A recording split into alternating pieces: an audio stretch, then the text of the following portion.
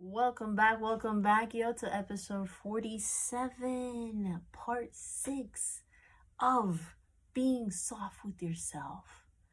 What a beautiful chapter it's been, right? Short and sweet, to the point. Like, this is the last episode, right? We're wrapping this chapter up, and let me tell you, I think it's beautiful at the fact that we're learning how to be soft with ourselves.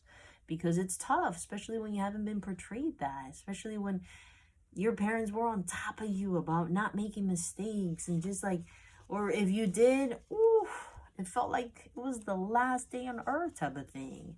You weren't given room, space to be able to be a kid or to be able to be normal, human, to make mistakes, and that it's okay. And that's just part of the process, right?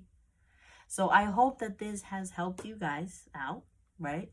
But the last question, I want to go ahead and leave that there with you, is how you treat yourself. Would you be comfortable in treating a child that way? It doesn't even have to be your child, right? It could be whichever child. But the fact that how you talk to yourself every day, what you do, what you say, your habits, things, how you are with yourself. Are you comfortable treating a child the same way that you treat yourself? Because that's where your response is going to be on, am I being soft with myself? Because you see when a child messes up or something, maybe you laugh, because it may be cute, but at the end of the day, you have so much softness for them. You hug them and you're like, it's okay. Like, even though they probably were the ones that looked for that, even though this was the 100th time you had told them, do not climb that, you're gonna get hurt. Here they go, climbing that. And they get the response. They get the lesson that you were trying to shelter them from, right? But what do? You grab them, you love them, you make sure, are you okay? Are you clean? Whatever it is that they're hurting at right now, do you treat yourself in that regards? I'm still learning. I'm not going to front. I'm not going to, I'm going to be honest. I'm still learning how to do that.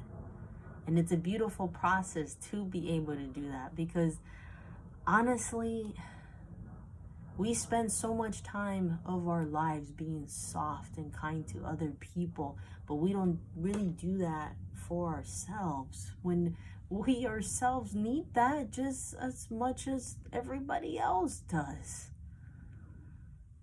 So remember, just to wrap this up, do I like myself? Right? Do you like yourself?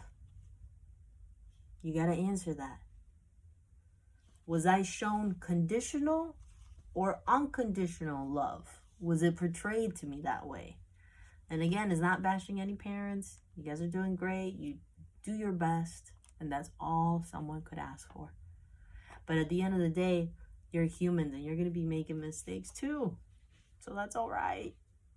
The point is for you to be asking yourselves these questions so that you can learn, where does it stem from that it's so tough, it's so hard for me to be able to be soft with myself. A lot of the times is that we don't like ourselves. We were shown conditional love, so you can't really make mistakes because then you feel like nobody's going to love me. And that's not true. Okay, that's not true. The other question is, do you accept yourself as you are? Because if you don't, then there it is. There's another reason why it's tough for you to be kind to yourself, right? Now, remember that failures are part of the process. How you talk to yourself makes a big difference.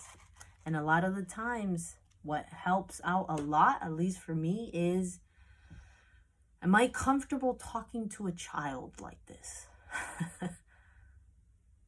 If you are, good job. Some people are very comfortable saying horrific things to children, so that's a different story. But you get my point. Where I'm saying is, be kind to yourself. That same empathy charisma, right? Kindness, patience that you have with everybody else in your life. Do that for you. I know you got this. I know you can do this. Keep it going. All right? Okay, guys.